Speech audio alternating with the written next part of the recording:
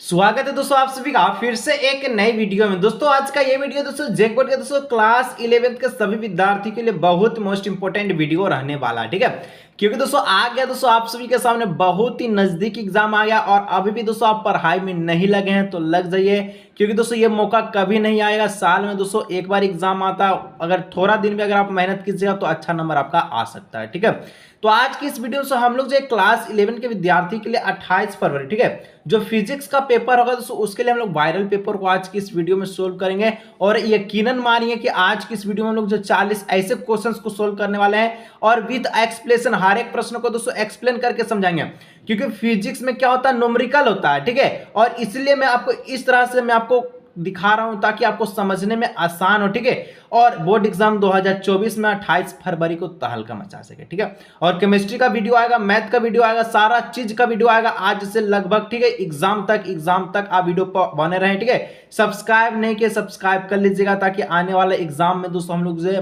तहलका मचाए बिना ना जा सके, ठीक है। और सब दोस्तों के साथ शेयर जरूर कीजिएगा ताकि उन्हें पता चल सके कि तैयारी होना स्टार्ट हो चुका है। लगभग दोस्तों 5 से 6 दिन बच्चा एग्जाम में लग जाएगी, ठीक है। चलिए वीडियो को शुरू करते हैं। चलिए दोस्तों हम लोग वीडियो को शुरू करते, एक एक प्रश्न को समझाएंगे, ठीक है, और एक एक प्रश्न को आप समझिएगा। सबसे दोस्तों पहला प्रश्न है ये इलेक्ट्रोमैग्नेट फोर्स इज, ठीक है, विद्युत चुंबकीय बल है। तो देखिए इलेक्ट्रोमैग्नेट फोर्स कैसा होता है, क्या होता है। तो जो इलेक्ट्रोमैग्नेट फोर्स है ना, इसमें दोस्तों आपका दो गो प्रतिकर्षण काम करता है, ठीक है। एक आकर्षण भी होता है, एक अट्रैक्टिव भी होता है, एक प्रतिकर्षण भी होता है, ठीक है। आने वाला जाने वाला दोनों करान, यानी कि ऑप्शन नंबर सी इसका हो जाएगा करेक्ट आंसर। हर एक प्रश्न को समझाएंगे, आप वीडियो पर अंत तक बन रहिएगा, ठीक है।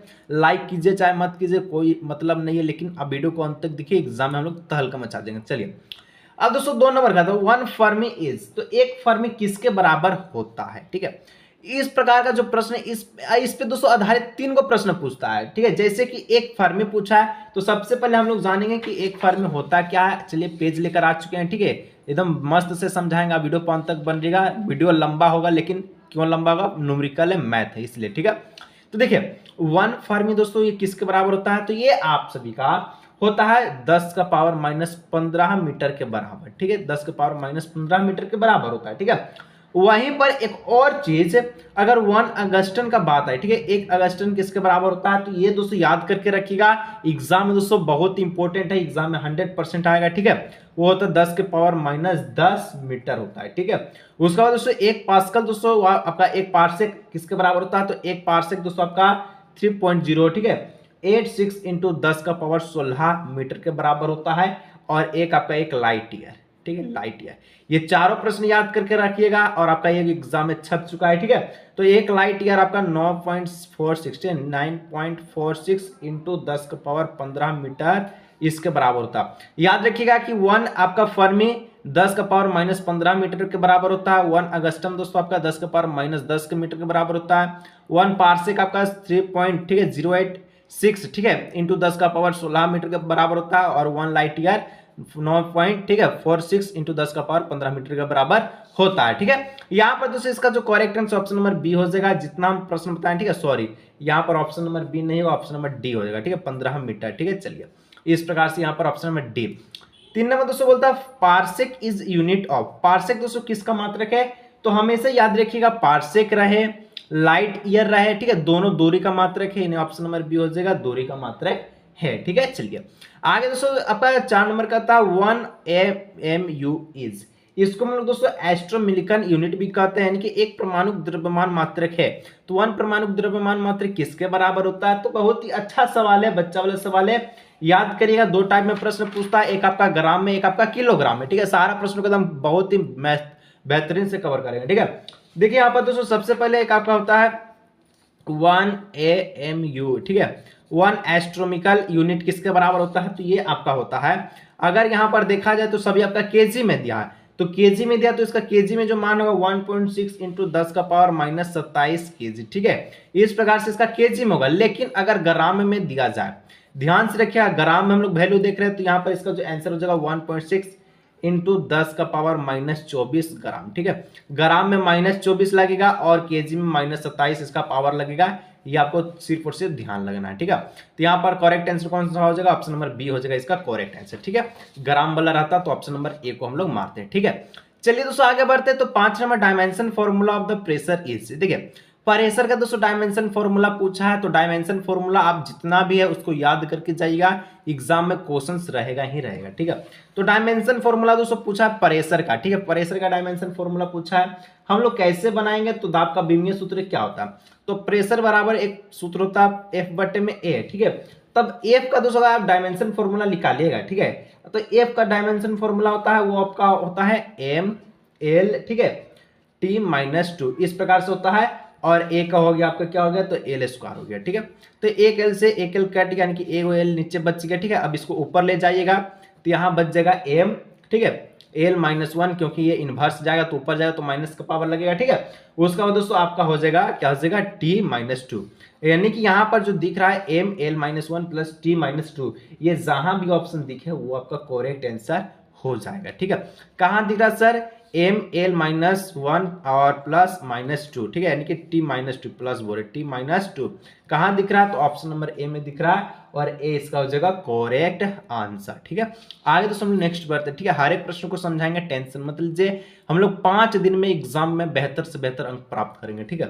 6 नंबर दोस्तों कहता है कि if a man goes 10 metre towards and north 20 metre towards east then this displacement is, यदि दोस्तों एक व्यक्ति 10 मीटर उत्तर की ओर और तथा 20 मीटर पूर्व की ओर जाता है तो उसका विस्थापन क्या होगा। विस्थापन पूछा, बहुत ही सिंपल से क्वेश्चन है, ठीक है। लेकिन फिजिक्स हार्ड रहता है, लेकिन हार्ड को हम लोग नामो निशान हटा देंगे, ठीक है, क्योंकि हम लोग बनाने वाले हैं जीके टॉप मास्टर से। चलिए कैसे बनाइएगा, सबसे पहले यहाँ पर देखिए, सबसे पहले क्या बोलता है कि 10 मीटर गया किधर गया, 10 मीटर ये उत्तर गया, यानी कि 10 मीटर ये उत्तर की ओर गया, ठीक है। उसका बाद दोस्तों आपका 20 मीटर कहाँ गया, तो 20 मीटर ये आपका पूरब की ओर गया, ठीक है। इस प्रकार का फिगर बने, 10 मीटर उत्तर 20 मीटर पूरब की ओर गया। उसके बाद देखो हम लोग ऐसे लाइन ड्रॉ करेंगे, तो इसका जो नाम होता है शॉर्टेस्ट पाथ होता है, ठीक है।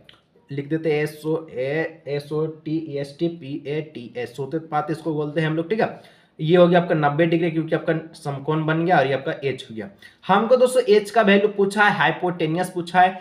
हम लोग बच्चा से पढ़ते आ रहे हैं, एच बराबर होता है क्या होता है, p square plus b square, ठीक है। ये पी बी कोई हो, हम लोग को कोई मतलब नहीं, ठीक है। यानी कि 10 का वर्ग हो जाएगा प्लस 20 का वर्ग हो जाएगा, ठीक है। चलिए तो 10 का वर्ग होता है 100 प्लस 20 का वर्ग होता है 400, ये आपका हो गया 500, ठीक है। इस प्रकार से हो गया, ठीक है। अब 500 का वर्गमूल निकालेगा तो ये आपका हो जाएगा 22.5 मीटर, ठीक है, 22.5 मीटर, जहां ऑप्शन दिख रहा है ऑप्शन नंबर ए इसका हो जाएगा करेक्ट आंसर। चलिए 7 में दोस्तों बोलता है एक cycle moving on a circular track of radius, ठीक है, 14 metre completes half a revolution in 40 second, its average velocity is. Average दोस्तों वेलोसिटी पूछा है क्या होगा, यानी कि 40 मीटर की त्रिज्या वाला एक व्यक्ति, ठीक है, एक वृत्तीय मार्ग पर एक साइकिल चलाते चालक आधे चक्कर को 40 सेकंड में पूरा करता है, तो इसका औसत वेग क्या होगा। अब इसको दोस्तों आप कैसे बनाइएगा, बहुत ही सिंपल क्वेश्चन है, ठीक है। डरना नहीं है दोस्तों, एकदम बिल्कुल भी नहीं। केमिस्ट्री हो रहा है, चाहे हम लोग मैथ रहे हैं, चाहे कुछ हो रहा है, ठीक है, हम लोग हर एक चीज में टॉपर बनेंगे, ठीक है, यहीं पर हम लोग बनाते हैं, ठीक है। सबसे पहले दोस्तों एक सर्कुलर पाथ बनाते हैं, जो कि इस प्रकार से है, ठीक है। रेडियस दोस्तों 40 metre, complete the revolution in 40 second, ठीक है। एवरेज वेलोसिटी पूछा है, तो ये जो क्वेश्चंस दिया गया है, ठीक है, ये इसमें अगर हम लोग मान चले कि ये आधा चक्कर को 40 सेकंड में पूरा करता है, ठीक है, जबकि हमको कितना रेडियस कितना दिया, त्रिज्या जिसको हम लोग बोलते हैं वो आपका 40 दिया गया है, ठीक है। सबसे पहले आपको सूत्र पता होना चाहिए, क्या सूत्र पता होना चाहिए, औसत वेग का सूत्र पता होना चाहिए, ठीक है। तो औसत वेग का जो सूत्र होता है दोस्तों, वो होता है आपका क्या होता है, औसत वेग का सूत्र होता है डी बट्टे में टी होता है, ठीक है, डी बट्टे में टी। डी माने हम लोग हो गया पूरा डायमीटर, इसका हम लोग मान लेते हैं, ठीक है, डिस्प्लेसमेंट जिसको हम बोल सकते हैं, ठीक है।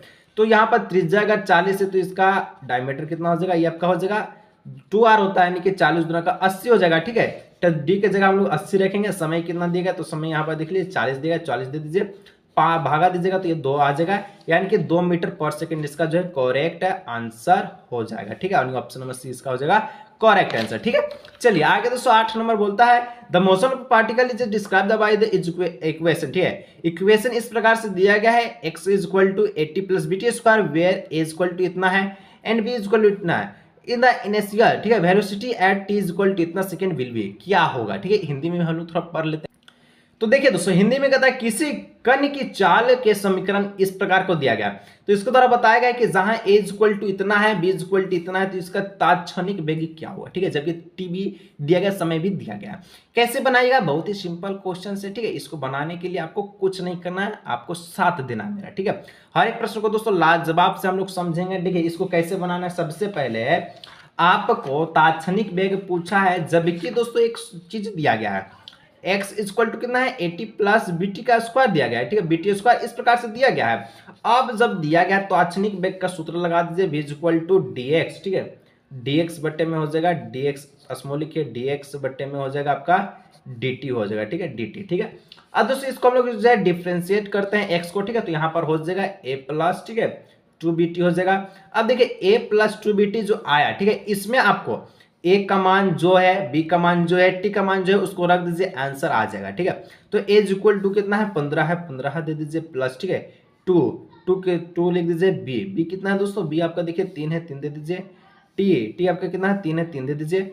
इसको करिए तो 15 का 15 हो जाएगा, ठीक है, द्वितीय 6 द्वितीय हो जाएगा 6, ठीक है, 6 3 18, तो यहाँ पर 15 और 18 को जोड़िएगा, ठीक है, 15 18 जोड़िएगा तो आपका आ जाएगा 33, ठीक है, यानी कि इसका हो जाएगा 33 सेंटीमीटर पर सेकेंड, ठीक है, ऑप्शन नंबर ए। चलिए ठीक है, 9 नंबर दोस्तों कहता है the area under acceleration time graph represent the, ठीक है, इस प्रकार का क्वेश्चन त्वरण समय ग्राफ के अंतर्गत क्षेत्र दर्शाता है। क्या दर्शाता है दोस्तों, अंतर्गत क्षेत्र इसका।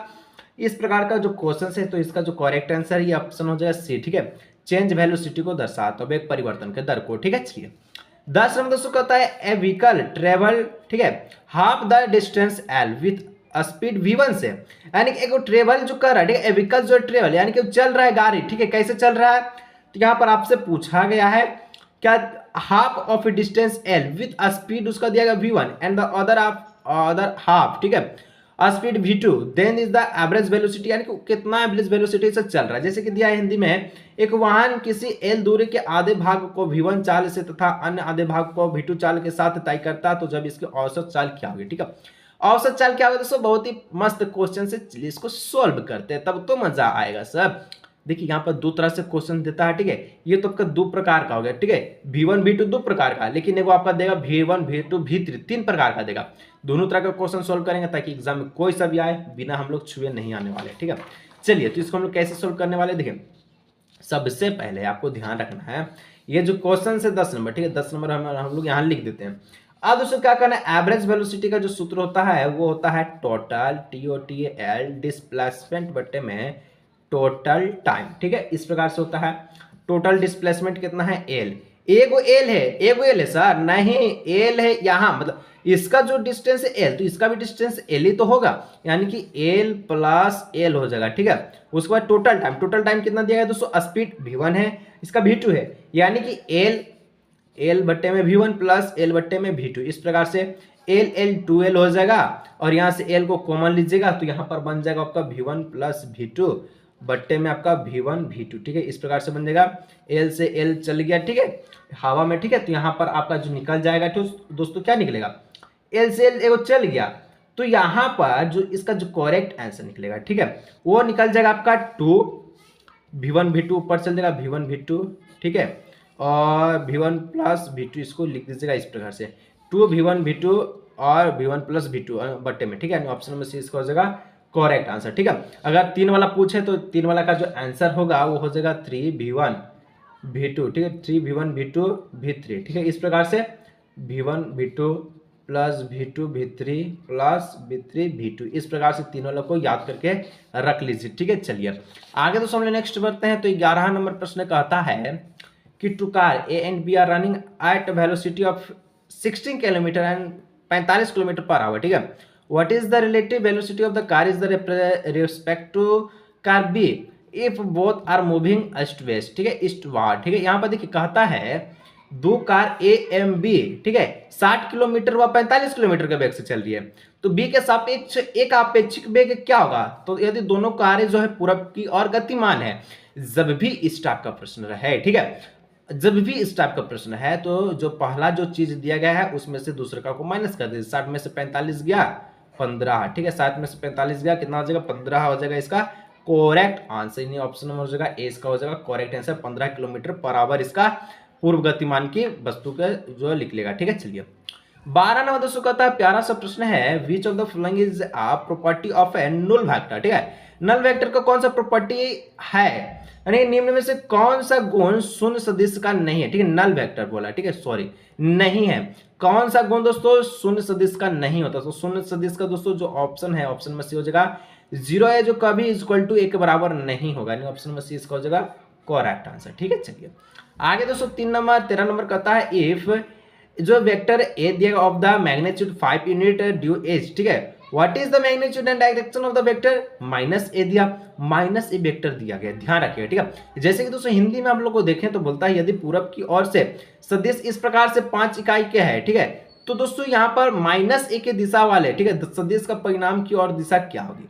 तो जब भी ऐसा प्रश्न है, ठीक है, क्या करना है, एक दो घुट पानी पी लीजिए, उसके बाद शांति मिजाज से सोचिए कि सर यहाँ पर जो बोल रहा है कि सदिश इस प्रकार से जा रहा है और इतना वाला सदिश का परिणाम दे रहा है, तो इसका क्या होगा, दिशा खाली बदलेगा। ठीक है, डायरेक्शन इसका बदल जाएगा, मान चलिए इधर जा रहा है तो अभी इधर आएगा। ठीक है, चलिए जैसे कि यहाँ पर हम लोग ईस्ट में ही जा रहा तो अब चल जाएगा ये नॉर्थ में चल जाएगा, यानी कि 13 का जो करेक्ट आंसर है दोस्तों वो हो जाएगा ऑप्शन नंबर क्या हो जाएगा, ऑप्शन नंबर हो जाएगा डी नंबर। ठीक है, 5 इकाई पश्चिम की ओर जाएगा, इस प्रकार से डी। ईस्ट जा रहा था, ठीक है, पूरब जा रहा था, अब पश्चिम की ओर जाएगा, बस सिंपल सी बात है। आगे दोस्तों नेक्स्ट 14 नंबर का प्रश्न है कि the relation between the time of the flight, ठीक है, flight of the projectile TF and the time of the reach of the maximum height TM is. जब दोस्तों प्रक्षेप के उड़ान काल टीएफ, ठीक है, एवं दोस्तों अधिकतम ऊंचाई तक पहुंचने का काल टीएम के बीच का संबंध क्या होगा। तो जब भी इस प्रकार का प्रश्न है, ठीक है, क्या करना है आपको समझा देते हैं। ठीक है, पेज लेकर आते हैं, तो देखिए यहाँ पर एक फिगर से हम लोग समझते हैं। मान के चलिए यहाँ पर क्या होता है, प्रोजेक्टाइल मोशन। ठीक है, इस प्रकार से किया, इसका हम लोग से पूछा है कि ये क्या पूछा है, देखिए प्रक्षेप में ओरियन काल टीएफ है, यानी कि यहाँ जो इसका जो ओरियन का जो काल है वो टीएफ है, टीएफ है। ठीक है, अब अधिकतम ऊंचाई तक कहाँ तक पहुंचता है, टीएम के बीच का संबंध होगा, यानी ये पूरा है दोस्तों, ये टीएम है। तो देखिए यहाँ जब टीएम पूरा है तो इसका बीच से हम लोग एक रेखा मानते हैं, तो ये भी आपका टीएम हो जाएगा, ये भी आपका टीएम हो जाएगा। तो टीएफ इज इक्वल टू आ जाएगा टीएम टीएम 2 टीएम, इसका हो जाएगा करेक्ट आंसर। यानी कि जहां भी 2 टीएम दिख रहा है, tf is equal to 2 tm, उसको ही आपका हो जाएगा, यानी ऑप्शन नंबर ए हो जाएगा। ठीक है, आगे दोस्तों नेक्स्ट 15 नंबर कहता है, an expect rapid is a circular groups of a radius 12 centimetre move along the groups, ठीक है, steadily and complete 7 revolution in 100 second, the linear speed of the insect is. ठीक है, अब देखिए इस प्रकार से क्वेश्चन से 12 सेंटीमीटर तेजा वाले किसी वृत्ताकार पथ में घूम रहा एक कीड़ा, ठीक है, कीड़ा समान रूप से गति कर रहा था, ठीक है, कर रहा है तथा 100 सेकेंड में 7 चक्कर पूरा कर लेता है, तो कीड़े का रेखीय गति क्या होगा। ठीक है, चलिए क्या होगा हम लोग निकाल लेते हैं। तो दोस्तों यहाँ पर एक और चीज जो खास बात यह है कि यहाँ पर आपको कुछ दिया गया है, ठीक है, और वो कुछ क्या है, तो यहाँ पर आपका एफ जो है वो दिया गया है, एफ कितना है, तो 7/100 दिया गया है। ठीक है, हमको क्या बोलता है निकालने के लिए, रेखीय गति निकालने के लिए बोलता है। ठीक है, यहाँ पर लीनियर स्पीड निकालने के लिए बोलता है, लेकिन सबसे पहले हम लोग रेखीय गति को नहीं निकालेंगे, सबसे पहले हम लोग ओमेगा को निकालेंगे। ओमेगा का सूत्र होता है 2πf। ठीक है, तो 2 का 2 लिख दीजिए, पाई का मान 22/7 लिख दीजिए, एफ का वैल्यू 7/10 से 100 है, लिख दीजिए, 7 से 7 कट गया, 22 दूना 44, नीचे में आ गया 100। ठीक है, 44/100, इसको काटेगा तो आ जाएगा 0.44। ठीक है, इस प्रकार से। अब हमसे दोस्तों पूछा है, क्या पूछा है, यहाँ पर रेखीय गति पूछा है, रेखीय गति का सूत्र लगा दीजिए, v इक्वल टू हो जाएगा आर ओमेगा। ठीक है, और यहाँ पर r कितना है, तो r आपका देखिए सबसे पहले r कितना, 12 सेंटीमीटर का त्रिज्या, तो 12 सेंटीमीटर लिख दीजिए। ओमेगा निकाले हम लोग जो है 0.44 का, तो गुना 0.44 कर दीजिए, तो 12 को 0.44 से गुना कीजिएगा, तो इसका जो आंसर निकलेगा 543 सेंटीमीटर पर सेकेंड। ठीक है, यहाँ पर जो ऑप्शन नंबर 20 का हो जाएगा करेक्ट आंसर। ठीक है, चलिए 16 नंबर दोस्तों कहता है, stone of A mass 1 kg is line of the floor of the train. ठीक है, विच इज द एक्सेलरेशन, ठीक है, एक्सेलरेटिंग विथ 1 मीटर पर सेकेंड, द, ठीक है, net force acting on the stone is. अगर दोस्तों 1 किलोग्राम द्रव्यमान का एक पत्थर एक ट्रेन के फर्श पर 1 मीटर पर सेकेंड के त्वरण से गिर रहा, तो पत्थर का कार्यशील कुल वेग क्या होगा। सिंपल सा सूत्र पूछा है, एफ क्या होगा। ठीक है, हम लोग जानते हैं, क्या जानते हैं, इसको ऊपर करते हैं। ठीक है, कि एफ बराबर होता है एम ए। ठीक है, एफ बराबर होता है एम ए। जब दोस्तों एम कितना है, 1 kg का है, 1 लिख दीजिए, एक कितना है, वो भी एक है, तो एक दे दीजिए, एक को एक से गुना कीजिएगा, एक होगा, यानी कि उसका बल भी आपका 1 न्यूटन का लगेगा, यानी ऑप्शन नंबर कहाँ दिख रहा है, ऑप्शन नंबर 20 का हो जाएगा करेक्ट आंसर। ठीक है। 17 a cycle vents wheel taking turn, मतलब कोई अगर साइकिल वाला व्यक्ति है, ठीक है, साइकिल सवार मुड़ते हुए झुक जाता है, ठीक है, मान के चलिए कोई साइकिल से जा रहा मस्त में, ठीक है, उसको इधर जाना है तो वो मुड़ेगा ही, जरूर मुड़ेगा, इधर से इधर जेबे करेगा, ठीक है, नहीं जाता तो तिरछा भाग गया तो हादसा होगा। अब उधर जा रहा है तो कौन सा बल उस पर काम करता है, ठीक है, कौन सा यहाँ पर किस कारण वो झुकता है, तो जनरेट रिक्वायरमेंट सेंट्रीपिटल फोर्स के कारण, ठीक है, यानी कि आवश्यक अभिकेंद्रीय बल को उत्पन्न करने के लिए झुकता है। ठीक है, चलिए आगे दोस्तों 18 नंबर हम लोग प्रश्न को देखें तो कहता है a book is a line on table, what is the angle between the actions of the book on the table and the reaction the table on the book. ठीक है, अब देखिए यहाँ पर जो क्वेश्चंस पूछा है हिंदी में देख लेते हैं। तो किसी मेज पर एक पुस्तक रखी हुई है, मेज पर पुस्तक की क्रिया एवं पुस्तक, ठीक है, पर मेज की प्रतिक्रिया के बीच का कोण क्या होगा। ठीक है, तो कोण का जो इसका बीच का जो कोण होगा मेज पर, ठीक है, मेज पर जो कोण होगा रेखिक कोण आएगा, तो यानी ऑप्शन नंबर डी हो जाएगा 180, इसका हो जाएगा करेक्ट आंसर। ठीक है, चलिए 19 नंबर दोस्तों कहता है कि product of a force and, ठीक है, डिस्प्लेसमेंट कॉल्ड, ठीक है, बल एवं विस्थापन का गुणनफल क्या कहलाता है। ठीक है, तो बल F और D के जो गुणनफल है वो क्या कहलाता है। ठीक है, तो बल और विस्थापन का जो गुणनफल है दोस्तों उसको हम लोग कहते हैं, कार्य कहते हैं W बराबर FD। ठीक है, चलिए FS बोले या FD बोले बात बराबर है। ठीक है, आगे दोस्तों हम नेक्स्ट जो है आपका 20 नंबर बोलता है ए बॉडी, ठीक है, lift a mass of 1 kg to height of the 1 metre in 20 second, the power of the body is talk, g का वैल्यू दिया गया 10 मीटर पर सेकेंड। यानी कि दोस्तों कहता है एक लड़का 20 सेकेंड में, ठीक है, 1 मीटर के ऊंचाई तक 1 किलोग्राम के वस्तु के द्रव्यमान को, ठीक है, उठाता, तो लड़के का शक्ति क्या होगा। ठीक है दोस्तों, उसका पावर पूछा है, कितना पावर होगा। ठीक है, कैसे बनाना है, सूत्र लगा दीजिए, P इज इक्वल टू ई बट्टे में टी, यहाँ पर जो ई लगेगा, कौन सा ई लगेगा, तो ये आपका पोटेंशियल एनर्जी लगेगा। ठीक है, क्योंकि ऊंचाई है यानी कि एच आ रहा है, एच आ रहा पोटेंशियल एनर्जी, सूत्र होता है mgh। ठीक है, mgh बट्टे में टी हो गया। ठीक है, m का वैल्यू कितना है दोस्तों, m आपका कितना दिया गया सर जी, 1 दिया गया, 1 लिख दीजिए। g का वैल्यू कितना है, 10 था, 10 दे दीजिए। ठीक है, और h का वैल्यू कितना है, h भी आपका 1 मीटर का है, तो 1 दे दीजिए। t आपका समय कितना 20 है, 20 दे दीजिए। 10 गुना 1 गुना 1 गुना 10, ठीक है, कितना हो जाएगा, 10 हो जाएगा, और नीचे आपका 20 है, इसको काट दीजिए, 1 बट्टे में 2 आया, इसको काटेगा 0.5 आ जाएगा, 0.5 क्या आ जाएगा, ये आपका वाट आ जाएगा। ठीक है, इसका करेक्ट आंसर। ठीक है, यहाँ पर ऑप्शन नंबर जो है डी इसका हो जाएगा करेक्ट आंसर, पावर निकलेगा। चलिए 21 नंबर कहता है ball of A mass m collides with a wall, ठीक है, with a speed v and revolves on the same lines with the same speed. If a mass of the wall is taken as infinite, then the work done by the ball on the wall is, ठीक है, देखिए यहाँ पर question दोस्तों बहुत ही प्यारा question पूछा है कि m द्रव्यमान की एक गेंद v चाल से चल रही दीवार से टकराती है तथा समान चाल से समान रेखा से वापस लौटी है। तो यदि दीवार के जो द्रव्यमान का अनंत माना गया है, ठीक है, द्रव्यमान उसका अनंत माना गया है, तब दीवार पर केंद्र के द्वारा किया गया कार्य क्या होगा। जब दोस्तों आपका द्रव्यमान मास से आपका अनंत माना, अनंत इसका 0 हो जाएगा। अगर जब अनंत है तो हम लोग मास नहीं पता, कल मानेंगे 0 मानेंगे।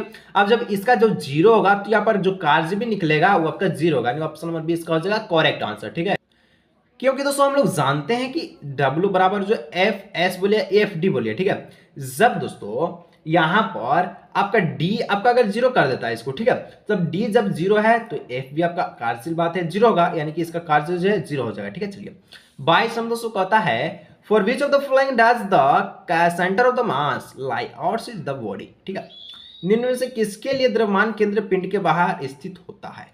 पिंड के बाहर देखिए, अगर जैसे ये कलम है, ठीक है, तो कलम का दोस्तों यहाँ पर सेंटर इसका कहीं ना कहीं बीच में होगा, क्योंकि इसको बैलेंस कर लेगा। ठीक है, इस प्रकार से अगर इसको बैलेंस किया तो इसका मतलब कहीं ना कहीं इसका जो सेंटर काम कर रहा है, ठीक है, सेंट्रीपिटल फोर्स है। मतलब कि अगर हम लोग पेंसिल में कर सकते हैं, हम लोग गोला में कर सकते हैं, बॉल को हम लोग बीच में रख सकते हैं, ठीक है, पासा को रख सकते हैं, ठीक है, लेकिन दोस्तों हम लोग चूरी को नहीं रख सकते हैं। जो चूरी है वो गोल होती है, उसका जो क्या होता है आउटसाइड द बॉडी है, उसका मास होवे नहीं करता, उसका बाहर होता है। ठीक है, तो बाहर होता है, यानी कि चूरी का हो जाएगा बेंगल, इसका हो जाएगा करेक्ट आंसर। ठीक है, चूरी का जो है आपका मास कहाँ होता है, तो बाहर होता है, अंदर नहीं होता है। ठीक है, अंदर पेंसिल गोला पासा का हो गया। ठीक है, चलिए 23 दोस्तों कहता है point of a mass m is placed inside a spherical shell of the radius r and mass m at the distance r by 2 from the centre of the cell, ठीक है, the gravitational force exerted by the cell on the point mass is, ठीक है। यानी कि दोस्तों कहा है कि एक बिंदु द्रव्यमान m किसी त्रिज्या r एवं द्रव्यमान m वाले गोलीय कवच में, ठीक है, जो सेल है उसका दिया गया तो केंद्र से इसका इतना दूरी पर स्थित है, तो बिंदु द्रव्यमान पर कवच द्वारा लगाया गया गुरुत्वाकर्षण बल क्या होगा, ठीक है। क्वेश्चंस घुमा के दिया है, ठीक है, क्वेश्चंस का क्या है, घुमा के दिया है, ठीक है। लेकिन अब जब क्वेश्चंस घुमा के दिया है, जब उसका अंडर लग रहा है, अंदर का बात कर रहा है, ठीक है, तो इसलिए इसका जो गुरुत्वाकर्षण बल होगा, ठीक है, वो भी आपका 0 का 0 हो जाएगा, ऑप्शन नंबर सी हो जाएगा, ठीक है। चलिए आगे दोस्तों हम नेक्स्ट बढ़ते हैं। तो 24 नंबर कहता है the escape velocity of A 10 gram body from the earth is 11.2 kilometre पर सेकेंड, ठीक है।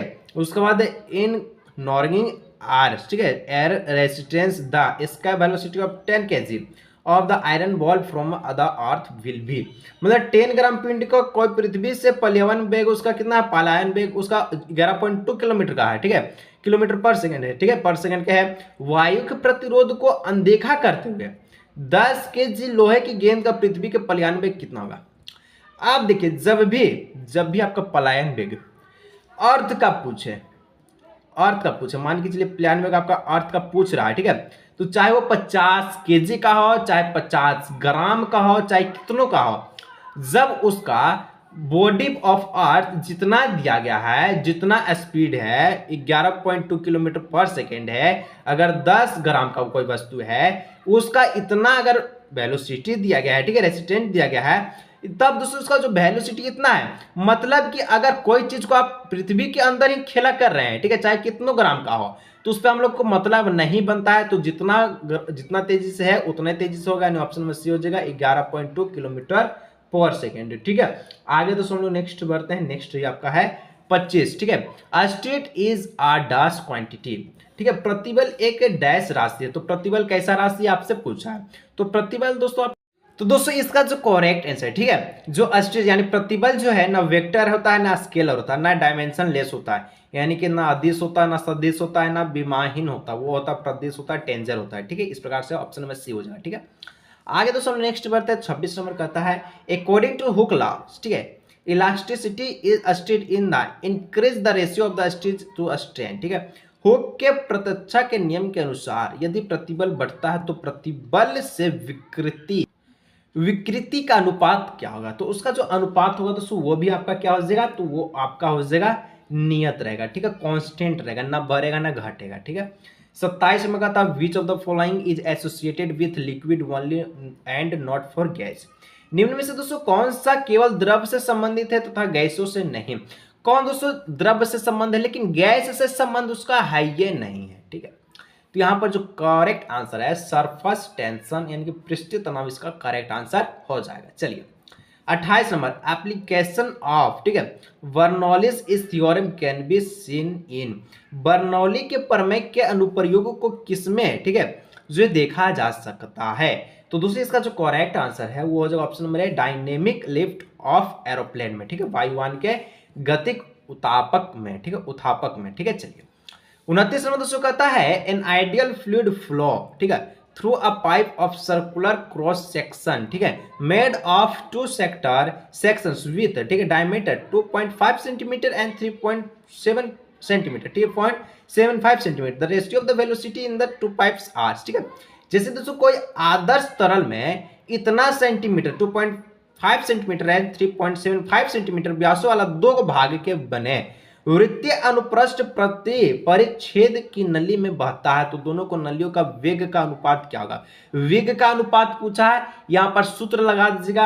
सूत्र तो इसका होता है दोस्तों A1, ठीक है, A1 V1 = A2 V2, उतना दिमाग मत कीजिए, इस प्रकार का जितना भी प्रश्न होगा, ठीक है, क्या करना है, ये जो ऊपर का दिख रहा है ऊपर का लिख दीजिए 3.75, ठीक है, पेज लेकर आते हैं तब समझाते हैं, ठीक है, पेज आ गया, ठीक है, लिखना क्या लिखना है 3.75, नीचे में लिख देना है 2.5, इसका क्या करना है वर्ग कर दीजिए, ठीक है, वर्ग करने के बाद इसको आप अंडर रूट कर दीजिएगा, ठीक है, तो अंडर रूट लगाइएगा दोस्तों, तो यहाँ पर जो इसका करेक्ट आंसर है 9.4 इसका हो जाएगा करेक्ट आंसर, ठीक है, 9:4 यानी ऑप्शन नंबर ए हो जाएगा करेक्ट आंसर। चलिए आगे दोस्तों 30 नंबर डायमेंशन फॉर्मूला पूछा है, as specify heat capacity is, ठीक है।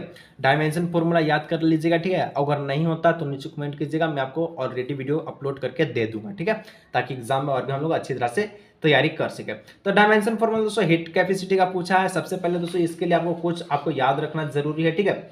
हीट के लिए पूछा है, तो यहाँ पर जो Q इज इक्वल टू, एक याद रखिएगा, Q is equal to MC, ठीक है, डेल्टा T हो जाएगा, ठीक है। इस प्रकार से अगर हम लोग दोस्तों C का निकालना है, यानी कि स्पेसिफिक हीट का, तो हीट का जो क्या होगा, विशिष्ट उष्माधारिता का विमेय सूत्र, ठीक है, यानी कि C का पूछा है, तो यहाँ से दोस्तों हो जाएगा Q ऊपर चल जाएगा और M डेल्टा T इस प्रकार से हो जाएगा, ठीक है। अब देखिए Q का दोस्तों हम लोग लिख सकते हैं, इसका डायमेंशन फॉर्मूला ML2T-2, ठीक है, और M का M लिख दीजिए, T क्या है, तो यहाँ पर डेल्टा T टेम्परेचर को केल्विन में लिखिएगा, ठीक है, केल्विन में M से M कट गया, ठीक है, तो M आपका 0 हो गया, ठीक है, तो M 0 हो गया। और यहाँ पर दोस्तों M आपका 0 है, L कितना है, L आपका 2 है, T आपका कितना है, -2 है, के ऊपर जाएगा तो इस पर आपका माइनस का चार्ज लग जाएगा, -1 हो जाएगा, ठीक है। तो ये आपका इसका जो है किसका जो है हीट कैपेसिटी का जो है डायमेंशन फॉर्मूला निकल जाएगा इस प्रकार से, ठीक है। यानी ऑप्शन में जो डी जो दिख रहा है M0 L2, ठीक है, T2 और आपका जो है, ठीक है, T कितना है, 2 है, ठीक है। यहाँ पर हम लोग -2 लिख रहे हैं, ठीक है, तो यहाँ पर -2, यहाँ सॉरी -2 है, के -1, ठीक है। इस प्रकार से इसका विमीय सूत्र हो जाएगा। चलिए 31 नंबर दोस्तों कहता है कि डायमेंशन फॉर्मूला हो जाए थर्मल कंडक्टिविटी इज, तापीय चालकता का विमीय सूत्र क्या है। दोस्तों टेंशन नहीं लेना, विमीय सूत्र पर वीडियो आएगा कैसे निकाला जाता है, ठीक है। इसका जो हालांकि जो आंसर है वो आप सभी का हो जाएगा, क्या हो जाएगा, ऑप्शन नंबर बी हो जाएगा ML3, ठीक है, MLT -3 के -1, इसका ऑप्शन नंबर बी हो जाएगा, ठीक है। चलिए आगे दोस्तों नेक्स्ट बढ़ते हैं। तो 32 नंबर कहता प्रश्न है, a body cool in 7 minutes from 60 degrees Celsius to 40 degrees Celsius. Then what is the temperature is the next 7 minutes, ठीक है, the surrounding temperature of each 10 degree Celsius. जल्दी दोस्तों, एक वस्तु 7 मिनट में 60 डिग्री सेल्सियस से 40 डिग्री सेल्सियस तक ठंडी हो जाती है, अगले 7 मिनट तक उसका पश्चात ताप क्या होगा, ठीक है, उसका ताप क्या होगा आपसे पूछा है। चलिए इसको हम लोग बनाते हैं, न्यूमेरिकल है, थोड़ा सा दोस्तों ध्यान देना पड़ेगा न्यूमेरिकल पर, ठीक है, फिजिक्स पर, और एग्जाम में अच्छी से अच्छी नंबर लानी है, ठीक है, अच्छा से अच्छा नंबर लाइए, ठीक है। अच्छा से जो भी वीडियो डालेंगे अभी तक उसको देख के जाइएगा, ठीक है। चलिए इसको बनाना कैसे है, तो इसको बनाना है दोस्तों, देखिए न्यूटन ऑफ, ठीक है, लॉ कूलिंग इसको लगाइएगा, ठीक है। तो यहाँ पर वो जो लगा दीजिएगा ना, तो देखिए क्या होता है न्यूटन, ठीक है, न्यूटन का जो आपका दोस्तों लॉ कूलिंग लगाइएगा तो उस पे एक आपका जो इसका आंसर जो हो जाएगा, ठीक है, तो इसका हो जाएगा ऑप्शन नंबर सी हो जाएगा 28 डिग्री सेल्सियस, ठीक है। क्योंकि दोस्तों यहाँ पर ये जो इस प्रकार से पूछा गया है ये थोड़ा सा लंबा बनेगा, ठीक है, तो आप इस वीडियो में कवर नहीं कर सकते हैं क्योंकि वीडियो काफी लंबा हो जाएगा। इस टाइप का जितना प्रश्न है मैं आपको बता दूंगा, आप टेंशन नहीं लेना, ठीक है। चलिए आगे हम लोग नेक्स्ट बढ़ते हैं। तो 33 नंबर, ठीक है, first law of thermal dynamic is the law of the conversation of, ठीक है, उष्मागतिकी का प्रथम नियम है। तो उष्मागतिकी का जो प्रथम नियम है वो आपका उष्मा संरक्षण नियम, यानी ऑप्शन नंबर क्या हो जाएगा, ऑप्शन नंबर बी हो जाएगा, ठीक है, ऑप्शन नंबर बी इसका हो जाएगा करेक्ट आंसर, ठीक है। सॉरी 33 नंबर पूछा तो ऑप्शन नंबर सी बोल रहे ना, एनर्जी, ठीक है, उष्मा संरक्षण, यानी ऑप्शन नंबर सी हो जाएगा इसका करेक्ट, ठीक है। चलिए आगे दोस्तों नेक्स्ट बढ़ते हैं। तो यहाँ पर 34 नंबर प्रश्न आपसे पूछा है, ठीक है, कि इंटरनल एनर्जी ऑन ए, ठीक है, आइसोलेटेड सिस्टम, ठीक है, यानी कि विगलित निकाय की आंतरिक ऊर्जा है, तो इसका जो ऊर्जा है क्या होगा, तो इसका जो ऊर्जा होता है वो पूर्वाहत रहती है, ठीक है, रिमेन्स द सेम रहती है, ठीक है, यानी कि बराबर रहती है, ठीक है। चलिए आगे दोस्तों 35 नंबर बोलता है फाइंड द, ठीक है, एफिशिएंसी ऑफ ए, ठीक है, कार्नोट इंजन वर्क, ठीक है, वर्किंग बिटवीन इतना डिग्री सेल्सियस से इतना डिग्री सेल्सियस, यानी कि कार्नेट इंजन दोस्तों इतना से इतना डिग्री सेल्सियस के मध्य कार्यशील है, तो इसकी दाक्षता ज्ञात कीजिए, ठीक है, दाक्षता। तो देखिए यहाँ पर दोस्तों आपको क्या करना है, ठीक है, जो फॉर्मूला होता है वो होता है 1 - T2 बटे में T1, ठीक है। चलिए T2 क्या है, तो T2 आपका पास 27 है, 1 - ठीक है, सबसे पहले ये सेल्सियस में केल्विन में कीजिएगा, तो 273 केल्विन के बराबर होता है, ठीक है, 1 आपका, ठीक है, तो यहाँ पर 27 इसको जोड़ दीजिए तो आपका ये हो जाएगा 300, ठीक है, यानी ऊपर का वाला हो जाएगा आपका 300, नीचे का वाला हो जाएगा आपका 400, ठीक है। 1 - 300 बट्टे में 400, इसको दोस्तों कीजिएगा, 400 का 400 एलसीएम हो जाएगा, ठीक है, यहाँ पर हो जाएगा आप सभी का क्या हो जाएगा 400 - 300, ठीक है, तो 100 बट्टे में 400 हो जाएगा, ठीक है, 0 से 0 काट दिया, 1/4 आया, यानी कि यहाँ पर 1/4 को परसेंटेज में लिखते हैं हम लोग 25%, ठीक है, तो यहाँ पर ऑप्शन नंबर बी इसका हो जाएगा करेक्ट आंसर। चलिए आगे दोस्तों आपका 36 नंबर प्रश्न का था difference of CP and CB is, ठीक है।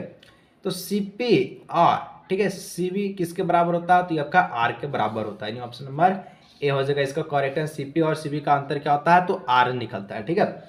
और एक तरह से पूछता है कि सीपी बट्टे में सीबी किसके बराबर होता है, तो ये आपका किसके बराबर होता है, लैम्डा के बराबर होता है, ठीक है। चलिए 37 नंबर दोस्तों कहता है in the pressure and the volume of the certain, ठीक है, quantity of the ideal gas and half the then the temperature, ठीक है। यानी दोस्तों यहाँ पर आपसे दिया गया जो चीज किया है कि अगर आदर्श गैस की निश्चित मात्रा के दाब पर आयतन आधे कर दिए जाते हैं तो इसका ताप क्या होगा, तो इसका ताप हो जाएगा 1/4 बढ़ जाएगा, ठीक है। ऑप्शन नंबर 20 का हो जाएगा करेक्ट आंसर, ठीक है। चलिए दोस्तों आगे बढ़ते हैं नेक्स्ट, यानी कि जैसे हम लोग जानते हैं कि पीवी इक्वल टू क्या होता है, एनआरटी होता है।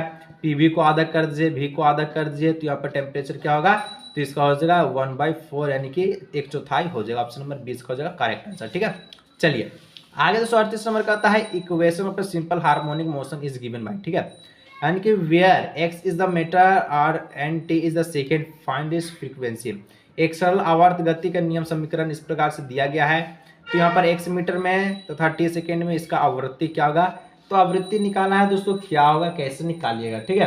तो यहाँ पर आपको पता है, क्या पता है, तो सबसे पहले हम लोग जानते हैं कि ए साइन इज इक्वल टू होता है, यानी कि ए साइन ओमेगा टी, ठीक है, टी प्लस होता है आपका 5 होता है, ठीक है, इस प्रकार से होता है। तो दोस्तों यहाँ पर ओमेगा कितना दिया गया, ओमेगा आपका देखिए दिया गया वो आपका 20 है, ठीक है, तो 20 लिख दीजिए, ठीक है। और यहाँ पर ओमेगा का सूत्र होता है 2πf, ठीक है, और इक्वल टू में 20 है तो 20 यहाँ पर लिख दीजिए, ठीक है। चलिए 2 गुना 22/7 हो जाएगा, ठीक है। एफ का मान कितना है, तो 20 है, ठीक है। एफ का मान क्या है, तो यह एफ का मान हमको निकालना है, ठीक है, सॉरी एफ का मान निकालना है। तो यहाँ पर इसको हम लोग जो पेज लेकर आते हैं तब बनेगा, बिना पेज का ये सब बनता ही नहीं है, ठीक है। चलिए यहाँ पर हम लोग जो यहाँ पर इसको बना लेते हैं, ठीक है। 1 sine is equal to omega t plus 5 होता है, तो 1 साइन का साइन रहने दीजिए, हमको ओमेगा दिया गया वो 20 दिया गया है, ठीक है। हमसे पूछा है एफ पूछा है, ओमेगा का सूत्र होता है 2πf, ठीक है। तो एफ इज इक्वल टू क्या हो जाएगा, एफ इज इक्वल टू हो जाएगा 20/2π, ठीक है, इस प्रकार से, ठीक है। तो यहाँ हो जाएगा 10 और नीचे हो जाएगा 2 का हो जाएगा क्या हो जाएगा, 2 से इसको काट दीजिएगा तो 10 बार में यानी कि 10/π बच जाएगा इसका आंसर, ठीक है। तो ऑप्शन में जो सी दिख रहा है, ठीक है, हार्टेज में निकालिएगा तो ये आपका 3.18 हो जाएगा इसका करेक्ट आंसर, ठीक है। चलिए आगे दोस्तों 40 नंबर का आता है a progressive wave is represented by, इस प्रकार से दिया गया है, ठीक है। तो इतना का जो आपका प्रोग्रेसिव इस प्रकार से दिया गया है, ठीक है। तो emitter is the second the maximum particle is velocity, प्रारंभिक तरंग इस प्रकार से है द्वारा व्यक्त किया जाता है, तो जहां एक्स एंड वाई मीटर है तथा 30 सेकेंड में तो कण का अधिकतम वेग क्या होगा, इसका अधिकतम वेग पूछा। तो यहाँ पर देखिए क्या हो जाएगा, तो यहाँ पर सबसे पहले ओमेगा ए, ठीक है, बराबर में हो जाएगा आपका क्या हो जाएगा, तो यहाँ पर क्या दिया गया है, तो 10 100, ठीक है, 100π लिख दीजिए और इधर हो जाएगा आपका 10 का 10, ठीक है। तो यहाँ पर दोस्तों हो जाएगा ये आपका क्या हो जाएगा, तो यहाँ पर जोड़ दीजिएगा तो आपका हो जाएगा 1000, ठीक है, गुना कीजिएगा 1000 पाई मीटर पर सेकेंड, इसका हो जाएगा करेक्ट आंसर, ठीक है। ऑप्शन नंबर डी इसका हो जाएगा करेक्ट आंसर। चलिए अंतिम प्रश्न दोस्तों, इसको हम लोग देख लेते हैं, उसके बाद हम लोग केमिस्ट्री का वीडियो लेकर आने वाले, उसको जरूर देखिएगा, ठीक है। The Doppler effect is applicable for, ठीक है, डॉपलर प्रभाव लागू होता है, ठीक है, किस पे, तो ये आपका ऑप्शन नंबर सी ध्वनि एवं प्रकाश दोनों के लिए, यानी बहुत साउंड एंड लाइट वेव, ठीक है। तो चलिए दोस्तों आज के इस वीडियो को यही रखते हैं, आपको मजा आया होगा, हर एक चीज को समझें, ठीक है, इतना मेहनत के सब्सक्राइब जरूर से कीजिएगा, सपोर्ट जरूर बनाए रखें, मिलते हैं नेक्स्ट वीडियो।